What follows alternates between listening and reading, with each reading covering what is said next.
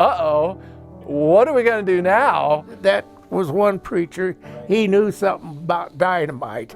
That chair flipped out from underneath of me. Transform lives right in front of us. I'll tell you about tough times too. It's very challenging, sorry. The story of Columbus Evangelical Church begins in 1925. The church was founded by a pastor named Wilbur Isley. Wilbur Isley went on 2 years later to plant another church down the road in Absorki. That church became Absorki Evangelical Church, and the two churches shared a common pastor for nearly 50 years.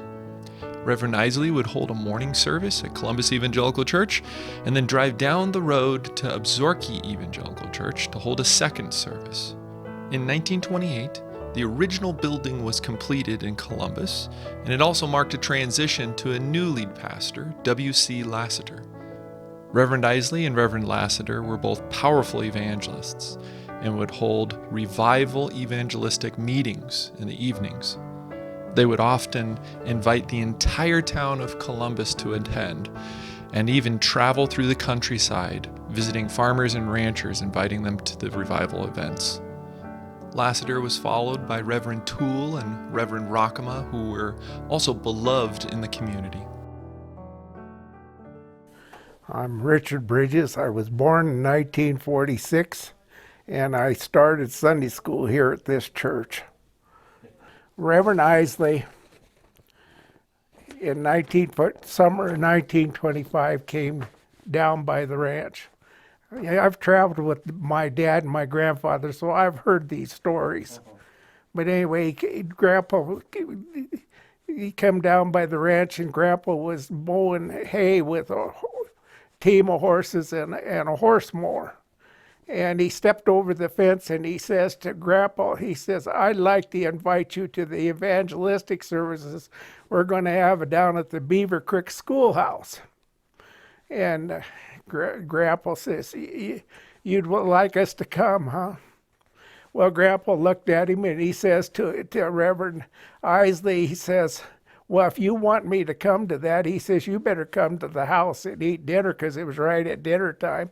He says, "You better come to the house and eat dinner with me and the family."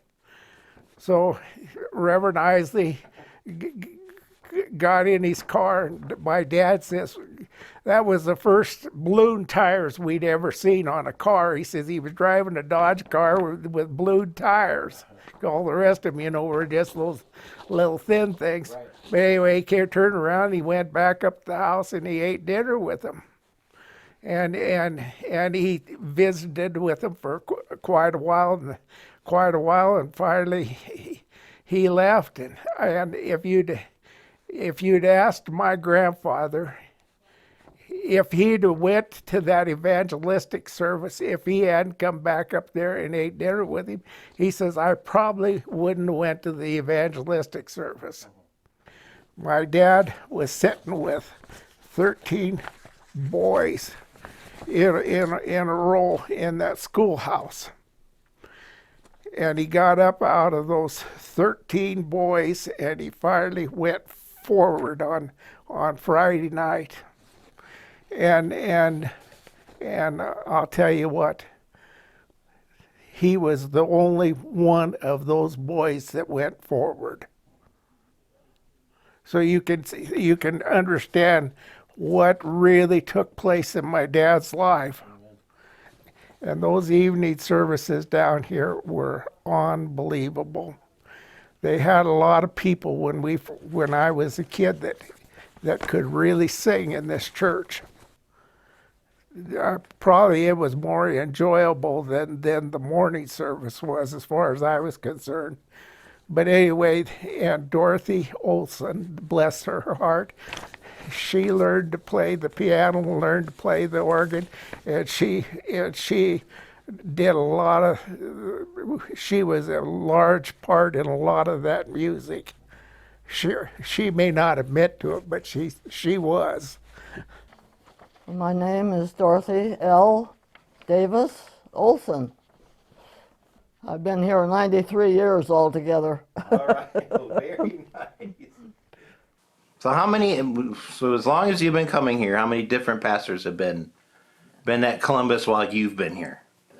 I remember everyone except the very first one. I did not know him. Okay. But starting with Lassiter, I faintly remember him. Okay. But H.S. Toole, he had my father's funeral in 1940, Okay. and shortly after that, I was baptized here. All right. I tried to find my baptismal certificate this morning, and I couldn't find it. Okay, well that's okay. If I do, I'll make a copy of it for the record. And when they built this church originally, it was all, every time they did a remodel or did anything, it was all the people that was going there that put the whole church together. It cost $3,750. We couldn't build a church for that anymore. That didn't include the concrete basement, but it included everything else. And I remember what the pews looked like that he built. This was the parsonage right next to the church, just east of the church. Okay. It's gone, long gone. Yeah, but So did your family go here before you?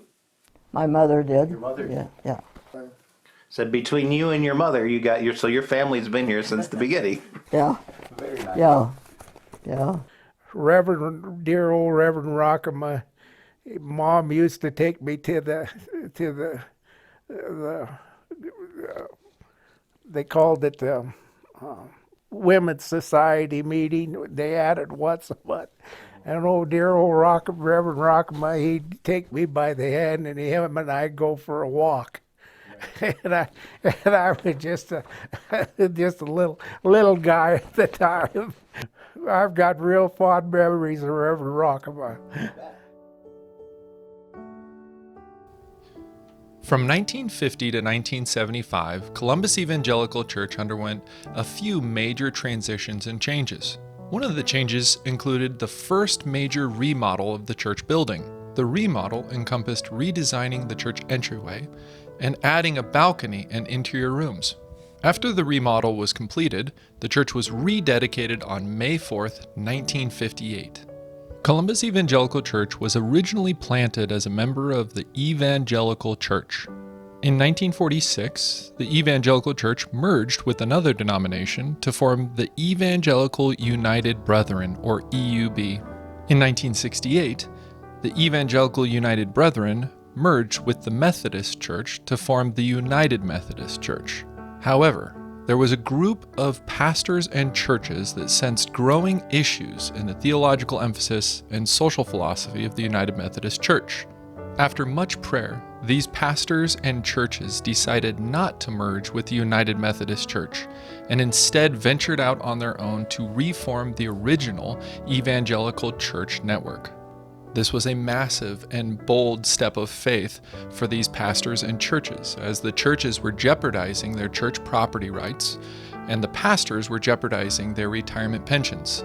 Columbus Evangelical Church was one of those few churches that took the bold step of faith and decided to reform the Evangelical Church, which exists this very day. Between 1950 and 1975, there were many beloved pastors. A few notable moments were Reverend Graff, who contracted polio during a polio epidemic, and Reverend Bartram, who helped complete the major renovations on the church. When Pauline Christensen was here, she really had a heart for these kids, and for kids in this Columbus area. And I was older than the rest of these kids. But anyway, Pauline came to me one day and she says, "Richard, I'd like you to go to that." These kids aren't going to believe this story, but anyway, she came to me and she says, "I wish you'd come down to Columbus and meet with those kids." She says Anyway, these kids would bring Rod Brown would bring his guitar, and they'd sit around there and sing this, what I called at the time, more modern music. They had to sit around there, and then they'd have they'd have a Bible study, this group of kids. And I'll tell you what, those kids, it changed their lives. Webb and Jim were two of them that it changed. But it was a miracle to see how the Lord worked in that group of kids. They were different kids after that. Okay, my name is Webb Mandeville. I started going to church here in 1968. But when I went away to college in 1967, I went to school back in Virginia, and got witnessed to. You know, I had a background in church, but was never the plan of salvation was never shared to me. So it was brand new when I heard it, and I was a pretty easy sell. I accepted Christ right after the guy said, "Do you want to accept Christ as Savior?" Yeah, I did. In the meantime, while I was the oldest son, I was the oldest kid in the family, and I was the only one that had a relationship with Jesus. So while I was gone during that time back at college, and then back here during my time in college, the pastor here was Dick Christensen, and his wife was Pauline. He had two kids that were still in the house, and one was in the same grade as my brother Jim, and the other one was in the same grade as my brother Dick, and they both got witnessed to, and my mother was got in a Bible study with Pauline, and by the time I got back here and settled in, they all had a relationship with Jesus. In the summertime, you'd have to get up and open the windows because it'd get too hot in there. And if a rain shower come, everybody was scrambling to close them to keep from getting wet. And it wasn't like today. It wasn't air conditioned. And anyway, and then in the evening, when the windows were all opened up, the kids here in Columbus they'd come by in their cars and they'd roar their pipes out here to kind of disrupt the church service. And I could tell you who one of them was. It was Rod Brown. Or Rod Fake. Well, anyway, he probably wouldn't want to hear me say this. But anyway. Well, we're the Finks. I'm Rodney. This is Lois. How long have I been going to church? About here. Probably 62 or 4, somewhere in there. But I originally was from Ree Point. Okay. My father was a minister there. They all grew up in the church, Yeah. of course. Right. Or I didn't. Didn't grow up in either church. I just kind of went to a Catholic school and went through catechism and stuff like that. So. Interesting. And then your dad was at Reed Point. Was he ever here? Yeah. He just filled in after he was retired. Okay. They lived in Laurel. Okay. One of the biggest reasons why they remodeled this church building is when they had funerals, they had a terrible time getting the caskets out. They'd have to shove the back 2 or 3 pews in the church so that they could swing the casket, and then it was an awful pack down those stairs. Well, then they put it so, it ran straight back, and the steps were on the inside of the building. And then they had a balcony that they put in. When my husband and I were going to get married, Reverend Klingman was the pastor here then, and we came to his house on Christmas Day, the evening of Christmas Day, because we were going to get married the next day on the day after Christmas. Okay. And so when we told him we wanted to get married, he said, "Do your folks know about this?" I was 26 and Earl was 27, so I don't think we needed any approval, but that's... Anyway, when they were going to move that entryway, they had a great the big original step, and it was really hard. Well, those guys all got together and they thought they could just bust that thing up with a hammer. And this is when Reverend Bartram was here. And anyway, they worked and worked and worked, and they weren't getting anywhere getting that step out of there. Finally, Reverend Bartram walked out there and he looked at it and he says, "You know, boys," he says, "I can blow that step out of there." And he says, he says, "There's nothing to it." He says, "I can blow it out of there," he says, "if you guys will get me the dynamite." So they went and got dynamite, and he set the dynamite on it. And of course, all these guys just thought for sure he'd blow the whole corner out of the church. But anyway, he set that dynamite, and he blew that, and he blew that step clear away from the building. Up there in the entryway overhead, there was a light bulb right up there. And when they all got done, the guys looked around and he says, "Well, that bulb's still there. I wonder if it still works." So they went in and hit the light switch, and it all still worked, and he blew that thing out and didn't even bust that light bulb. So the rascal somewhere, that was one preacher, he knew something about dynamite. Yeah.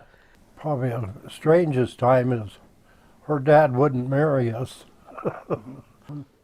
Well, he went to Bible studies and learned a lot. And I'm a saint now.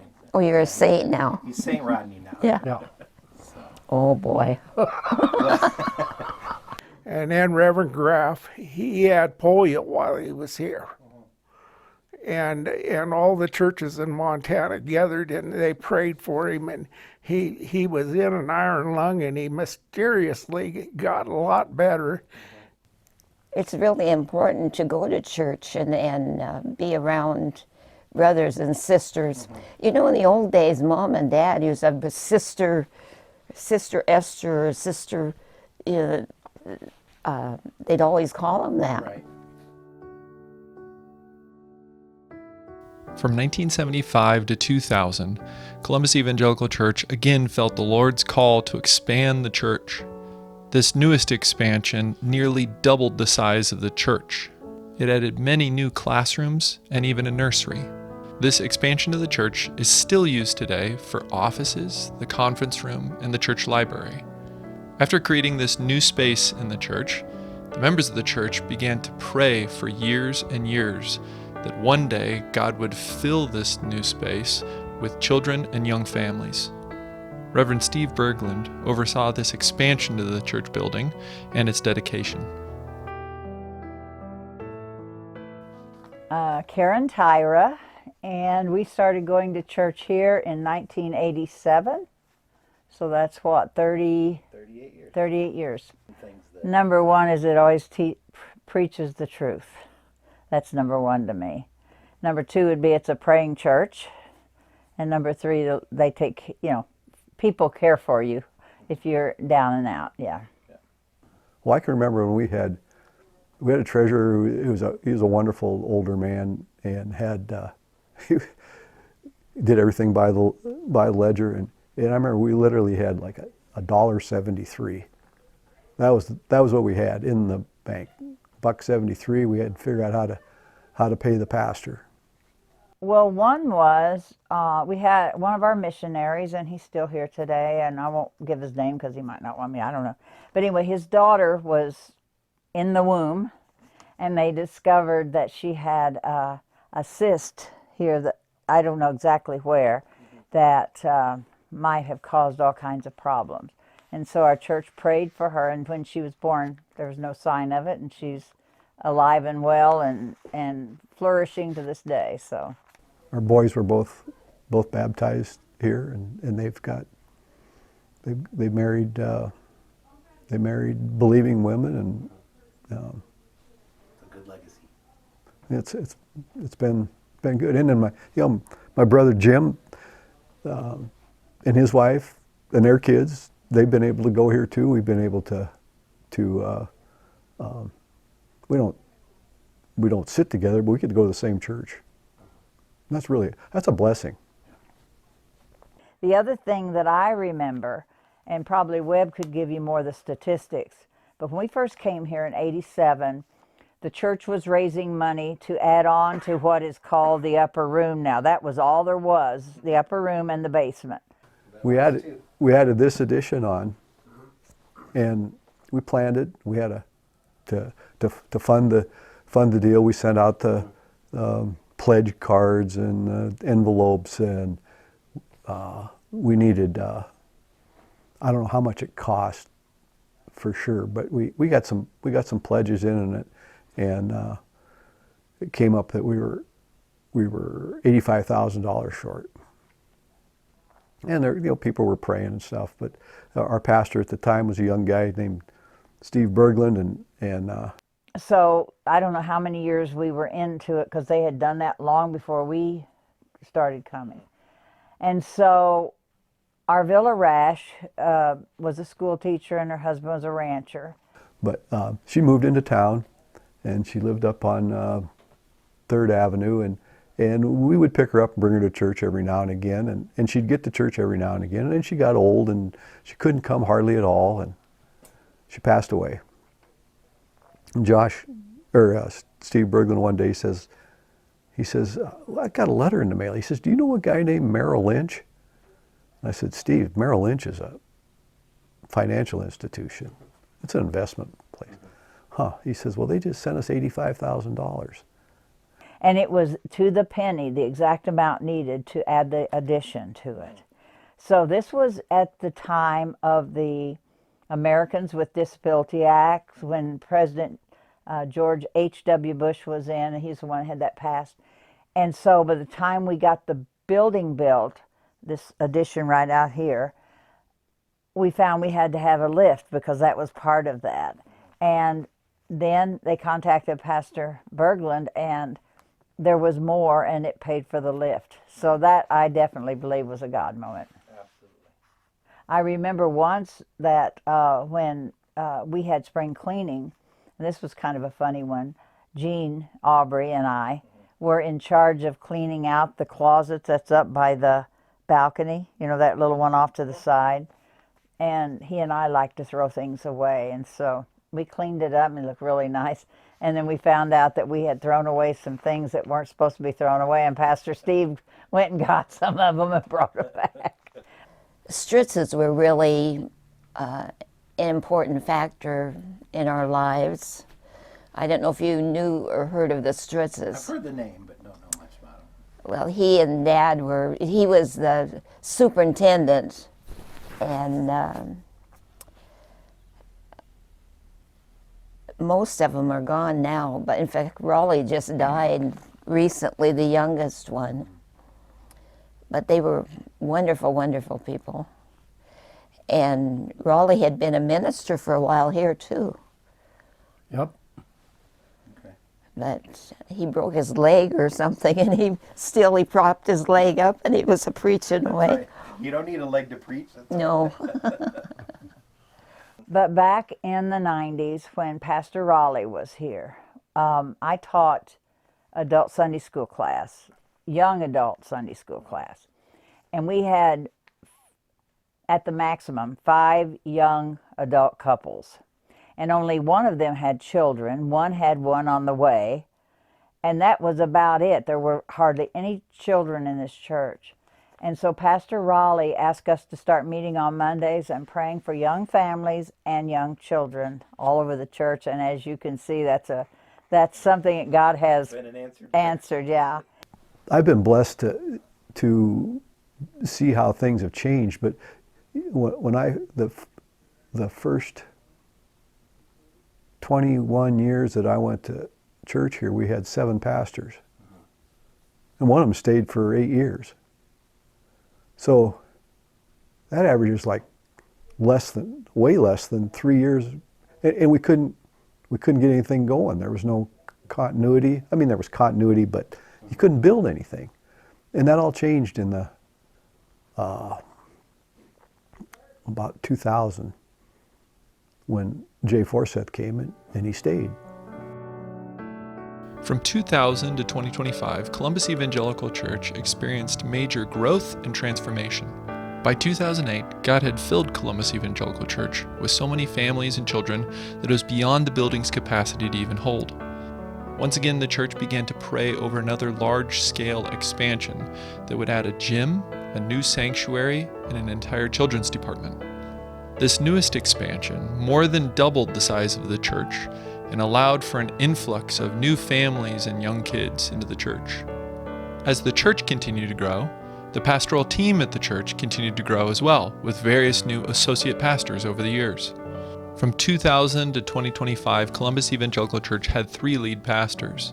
Pastor Jay Forseth oversaw the expansion and building of the new sanctuary. In 2017, Pastor Jay became the new conference superintendent and eventually the leader of the entire denomination. Happy birthday, Columbus Evangelical Church. I'm Dr. Jay Forseth, former pastor of the church, and just grateful to celebrate a 100th birthday with you all today. This place has always been a light into the community, and well before I got here, and for the next 100 years, I hope. Yeah, it's just been a place where it reaches out in the community and sheds the light of Jesus, and disciples are being made. It truly is an anointed place.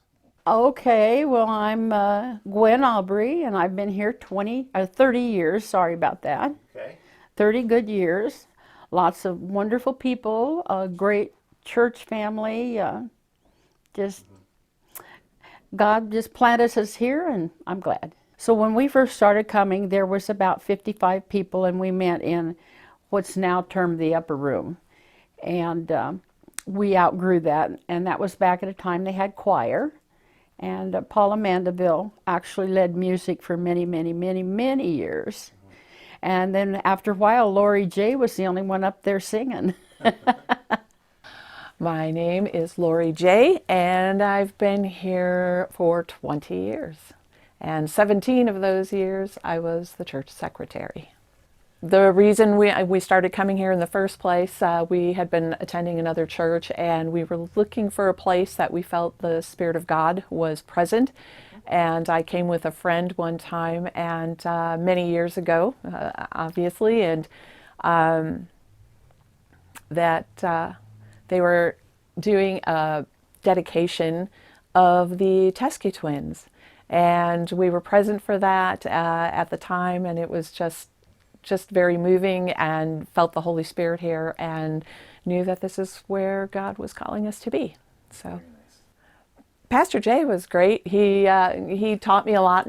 I started working here alone with him. It was just he and I here initially. He was the only pastor at the time, and one of the great things I learned from him is to go to prayer immediately.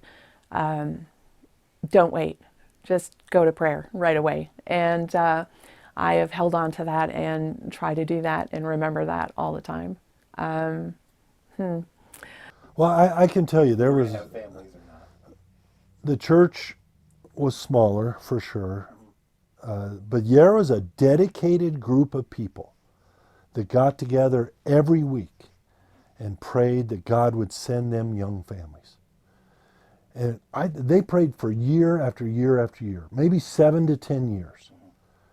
And all of a sudden, God answered that prayer and started to send young families. And before you knew it, the church doubled. And a year and a half later, doubled again. And it was just the Lord. It was not to any of our credit. It was obvious He was moving in a mighty way. You know, June and I got married in this church. And in the early days, there was 40, 50 people there. There was 5 kids in the church, and they all were named Mandeville. And so I had nephews here, and our 2 boys, and I don't know who the other one might have been, but then kind of all of a sudden, I guess life happens all of a sudden, but all of a sudden we've got hundreds of kids at all levels, and good people have been raised up to lead those kids. Oh, I think of staff and the people. I think of Paula Mandeville and Lori J. and Josh Daniels and Lauren Eder and David Richter and just people who pour their hearts into serving the Lord and answered his call. Hey, I'm Josh Daniels. And how long have you been here in Columbus? I've been in Columbus at the Evangelical Church here for 15 years. Whoa. Unless it's 14. You'll have to ask my wife. Man, just love the people here. So many good people. I remember when we first moved here and wanted to come in and meet people and just, it was when we were interviewing before we moved here and just started meeting people and connecting with people. And I remember Jim and Paula Mandeville just welcoming us into their home and serving us a meal and just so welcoming. And that attitude, that spirit just carried through everything we did as we were here at church. And just so many people just so glad to be part of our life and vice versa. It was just amazing atmosphere that's here in this church, and it was great. It was amazing. So glad that my wife and I chose to follow God's voice and head this direction. Well, there is a funny moment. We were doing the kids, and it was the old sanctuary, and I had cards lined up, and they had them out of order. And when it got done the way they were, it was like, Jesus sins. And you're going, no. But kids are funny, but I don't know. I just like everything about church, and everyone here blesses my life in ways I can't even tell them. Oh, I could think of so many. And most of them have to do with kids, of course. Oh, absolutely. And I think of, like after a vacation Bible school, the kids smashing pies into Lauren Eder and Josh Daniels' face, or kids when we started Upward basketball, running down the floor and shooting at the wrong end. Just everything with kids made it so much fun. Probably one of my more embarrassing, I've had many embarrassing moments in church. If I'm sure you can name some if I forgot, but one of my more embarrassing moments was helping Jay with a funeral, and I was sitting back in the sound booth and supposedly helping with sound to make sure everything was good. And Jay was up front, and it was like an open mic thing, and somebody, I didn't know the person. This was early on, and the open sharing went on for 2 hours. I mean, very long time. And there was this person open micing and just going and going. And I'm not sure what happened. I was in one of those little rolly office chairs sitting in the sound booth, and I must have fallen asleep or something. And that chair flipped out from underneath of me while this person was in mid-monologue, and I fell and landed on the floor, and it echoed through the whole sanctuary. It was just rumbling. And I laid on that sound booth floor for at least 5 minutes because I didn't dare move after that. If I stuck my head up, I knew somebody would see me and go, what was that joker doing back there? So Jay, if you're watching, sorry about that. And to all those that heard that, it was a good moment. Embarrassing moments of being a pastor here. But And of course the buildings have changed tremendously. Yeah. They've added on, they've built a brand new one. The old one is right there in the upper Mm-hmm. upper room there. When we built the addition, when we did the gym and the sanctuary, that was back in 2007, 2008. Then when they built the new one, everybody wrote names on a lath. We put names of neighbors and loved ones and folks that we were praying over and thinking about as we were expanding the church.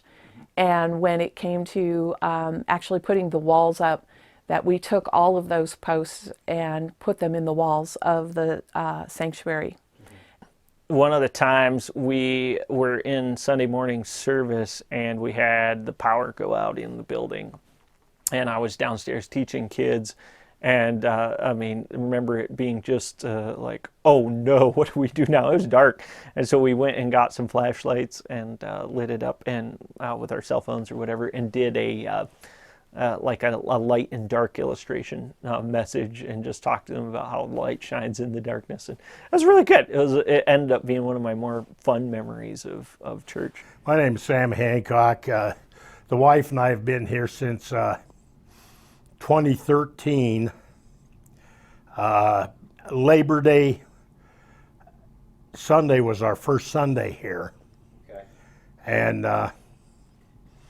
we had one of the Mandeville boys, Jim Mandeville, got up from one side of the church, walked all the way to the other side of the church to greet the wife and I and welcome us.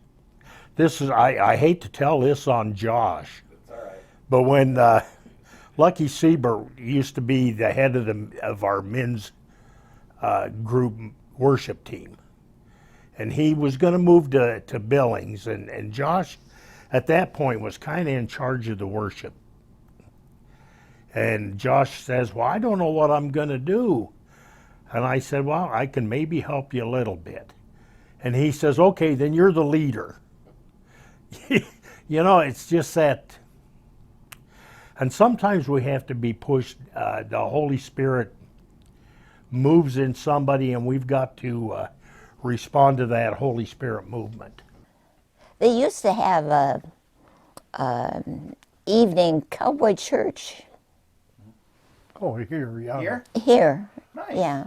When did that end? My brother Archie and his wife and some people from Billings, actually. yeah, there was quite a few people, but they called it Cowboy Church. Well, you know, I'll tell you about tough times too. Was after Pastor Jay left, and our elder board had some really tough decisions to make. A couple challenging moments when Pastor Lauren left was very challenging. Sorry, and Pastor Dave. Both pastors were like brothers to me. Being here without family, those guys were incredibly important to me. And just when those changes happened, very, very difficult.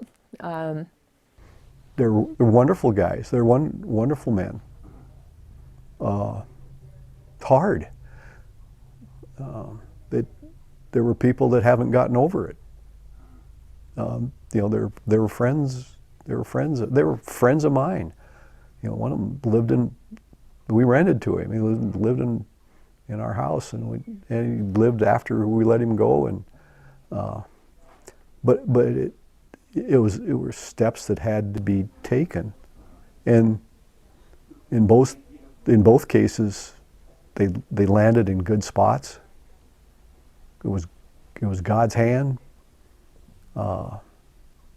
and there was a transition time, and there were people that left that have never come back. But I just had to. You just have to trust that God had it in control, and that we didn't act. That we acted with grace, and we didn't act out of a sinful way. That we respected each man's dignity and did it the best we could. But it's tough.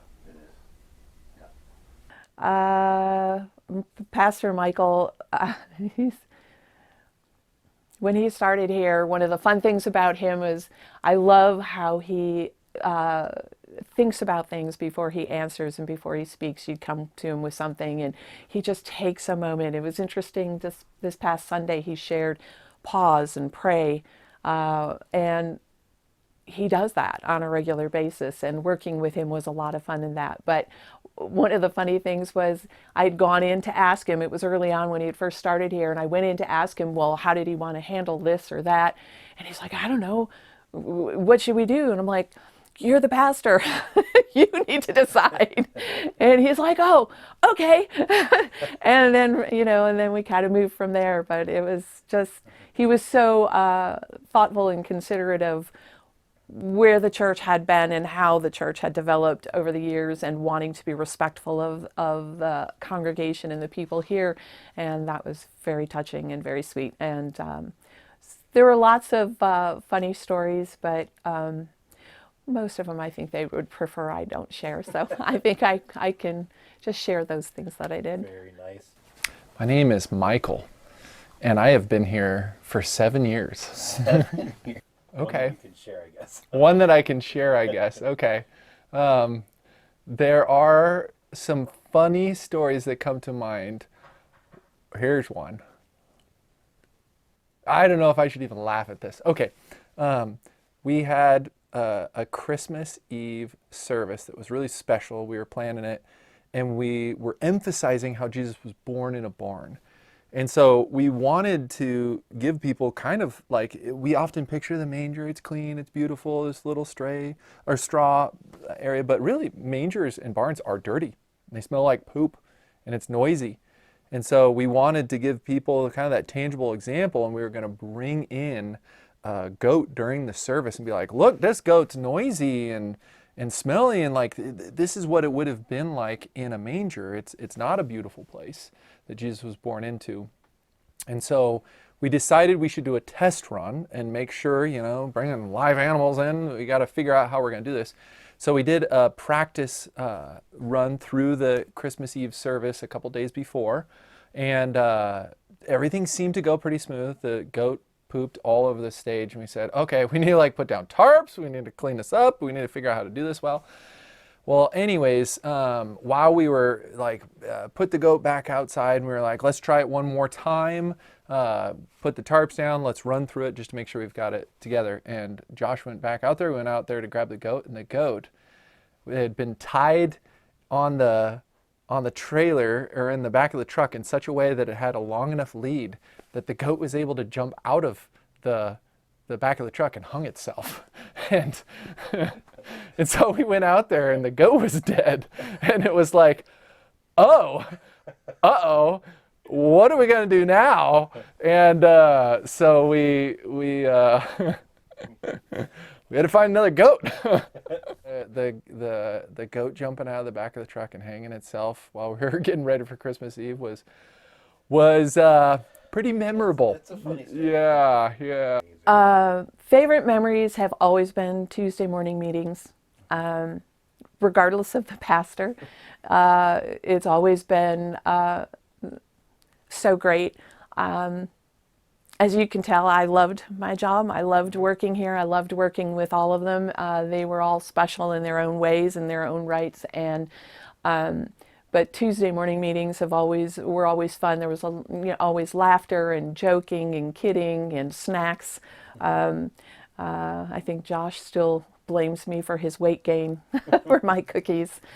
What drew me to this place? When you're going through the process, what about this place was? Yeah. We had been praying for a long time, trying to figure out where God was going to be leading Tricia and I. And knew we were called to ministry, but didn't know exactly where. And we started talking about it, started praying about it, and it was over the course of 5 years that we landed on. We were supposed to be in Columbus, Montana in particular. I remember Tricia and I sat down at an anniversary dinner, and we had this idea of let's go back to the same place we went to last year, sit in the same booth, it'll be really fun, anniversary, do a tradition. And so we sat down in the same booth and we were talking, and midway through the conversation, we both looked at each other and realized that we were talking about Montana, about how we felt like God was calling us to Montana. And the very year before, in that same booth, we had been talking about how we felt like God was calling us to Montana. And it had been a year of almost the exact, it was this deja vu where we both were kind of struck by, we had this exact conversation 1 year ago sitting here. And so we said, okay, God, if you're really calling us to Montana, we're open to hear and we're open to follow. And so we did not have any connections in Montana. We did not know. Like, we had no idea. God, open the door if it's the case.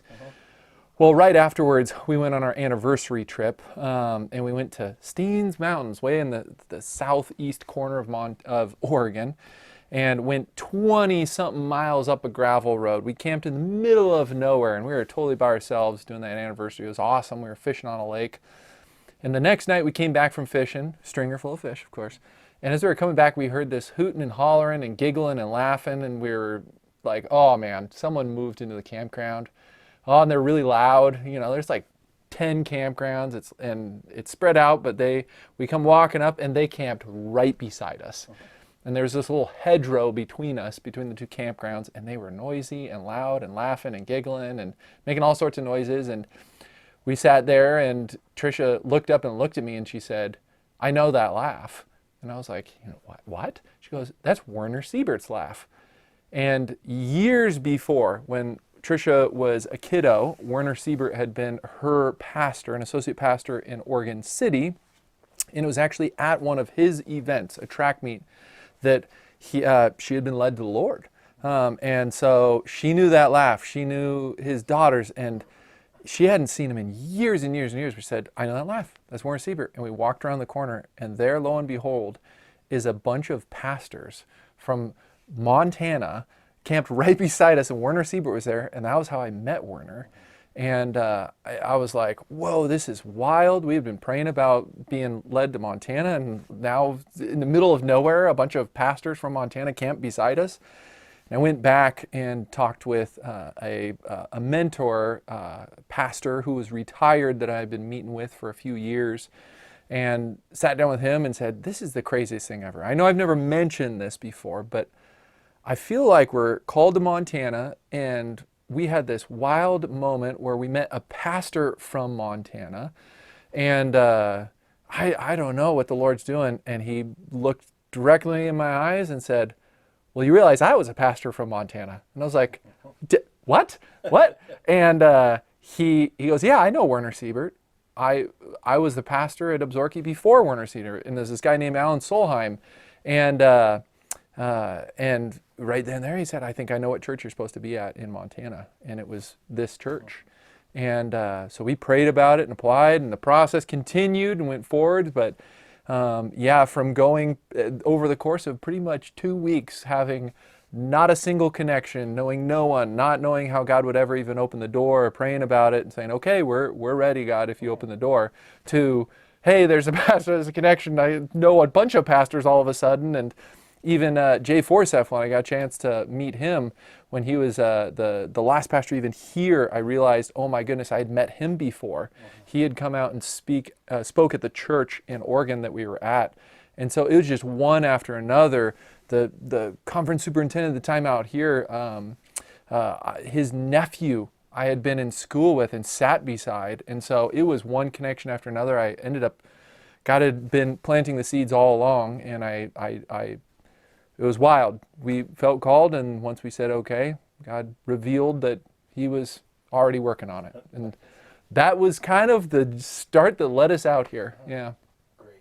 Just to see the growth in the church from when I started working here to this current day, and to see all the families and the kids.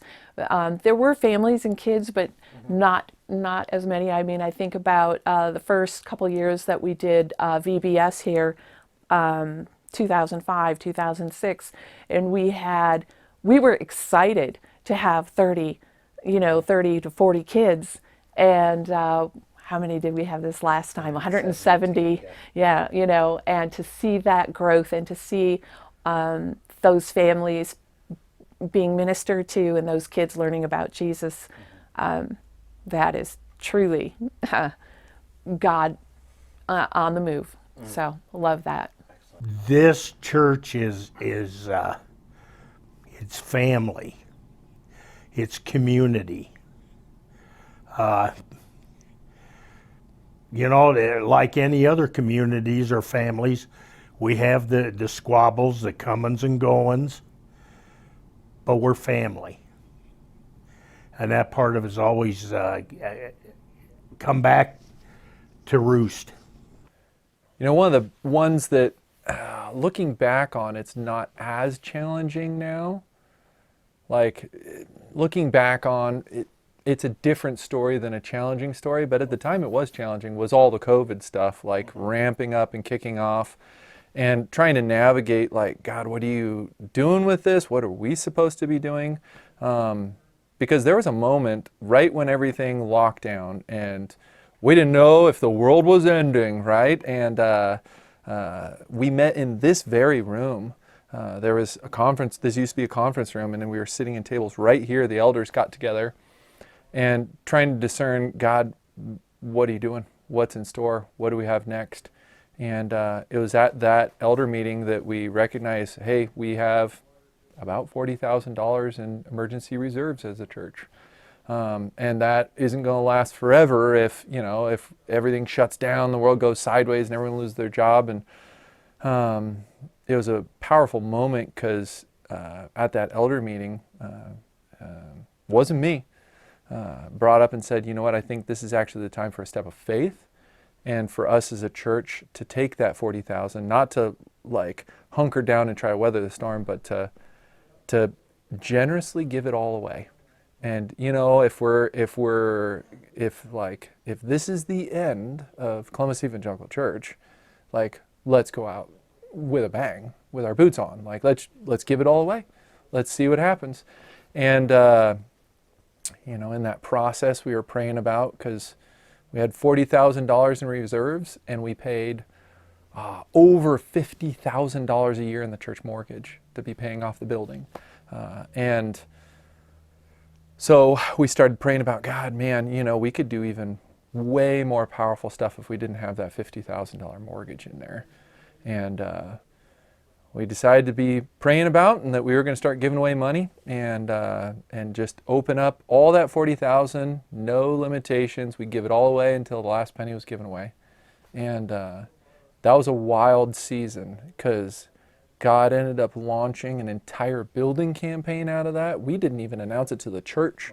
And over the course of those months, I mean, Josh and I sat down and okay, in that process, had someone come in my office and say, hey, I feel like the Lord's leading me. I want to make a gift towards the building campaign, or towards the building, paying off the building. I was like, where's this coming from? And they gave $100,000 towards it. And then we were sitting back going, holy smokes, what are we supposed to do? The church had about $370,000 that it owed on the building. And like a good chunk of that just disappeared. And so we were praying about, God, what is your big plan here? We're in the middle of a COVID lockdown. Like, people are losing their jobs. Are we supposed to do a building campaign? Like, this seems wild. And as we were sitting there praying about it at my desk, the phone starts ringing. I was like, sorry, phone's ringing. And finished praying about it and looked at my phone, and there was text messages from people saying, hey, you know, we just cashed in our retirement. We just did this thing. Hey, is the church doing something special? We really feel led to give towards something special the church is doing. And before we knew it, before we had even announced it to the church, told people, we had $170,000 given towards the building, paying off the building. And it was like, well, I guess we should probably tell the church, because it's going to get paid off before they even know what's happening. Right. And we decided to take a big chunk of that, 10% of it, and give it towards, because we wanted it not just to be paying off the building, but to be a picture of what we wanted those funds freed up to be able to do. And so we decided that we wanted to take and set aside $27,000 to give to Special K Ranch to help furnish their Special Olympics gym that just got built this last year, and dedicated, and to be able to help them to build that, because we wanted to be a picture of what we wanted those funds to do, to be able to pour out in the community, meet needs, and to bless the community. And not a year later, the entire building was paid off. And yeah, it was wild. And so in the middle of COVID, in the middle of craziness, in the middle of the world ending, we paid off the entire building, the entire mortgage. And the crazy part through that whole story is we gave away crazy amounts of money. But that $40,000, there was months where we gave away $10,000. And that $40,000 reserve never went down. It just, a gift would come in and it would match it. And it just, a story that was a hard time, because in the middle of that, you don't know that that's God's plan. Right. But a step of faith, and God was definitely at work through it.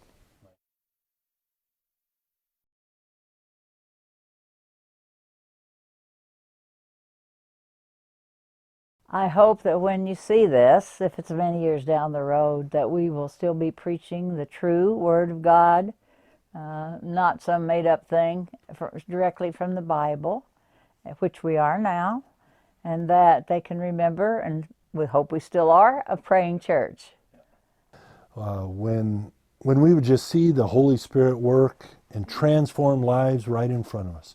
People that locals thought would never come to Jesus.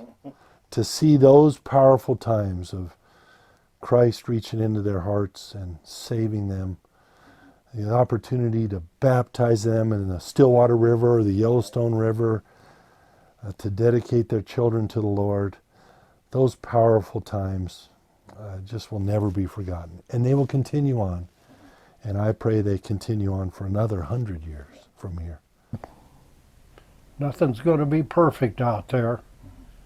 But if you always, I think our dad mentioned it, one thing about it, if you're lost, you always know where to come back to. Yeah. Yeah. Well, it's always been here when I needed it. I try to come every Sunday, and I guess I've got along with most everybody that's been here that I know of. Okay, that's important. I think that there are just a lot of well-grounded, strong, just Jesus-loving people. And as a pastor, you could not ask for more. I truly believe that as an elder board, God puts the ones in He wants in,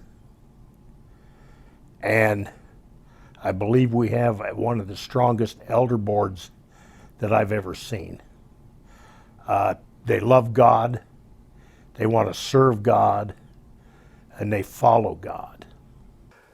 It's exciting in the way that we are moving in positive directions, and you just feel like you're hanging on. You got the tiger by the tail, and you're moving in positive directions, and you're trusting in Jesus Christ and His Holy Spirit to move you in the proper direction. And that gives you all sorts of peace and confidence. Not that there aren't hard decisions, and you can make mistakes, but you just have a confidence in what's going on here. That feels really good. I have a handful of really fond memories, many fond memories, visiting with people and talking with people and connecting with people. Some of my favorite memories from over the years were that Monday morning prayer time where you just really got to get to know people, and we would pray for needs in the church. And they're not just talking at you. The pastors aren't just talking at you. They're sharing with you in life, and want to encourage you, and want to lift you up, and want to pray with you, and see God move in all of our circumstances and situations, and for all to come to know Jesus. I mean, that's the whole reason we're here. So that is what I would say, that genuine love of the Lord and love for each other shines through in so many ways, and you don't have to be here very long to experience that. So, well, yeah, I'll give you a final comment. But you think back of this church building and all that it represented. You know, today we got this church is heated, and it's cooled in the summertime. And you know, we've got greater things to look for. It says in the book of the John, the 14th chapter, it says, "Let not your heart be troubled. If you believe in God, believe also in me. In my Father's house are many mansions. If it were not so, I would have." No, if it was not, I'm goofing here. In my Father's house are many mansions. If it was not so, I would have told you. I go to prepare a place for you, that where I am, you may be also. And you know, when we look at this church building and how nice a building is, one of these days we're going to have something even greater to live in than and to worship than here in this church building.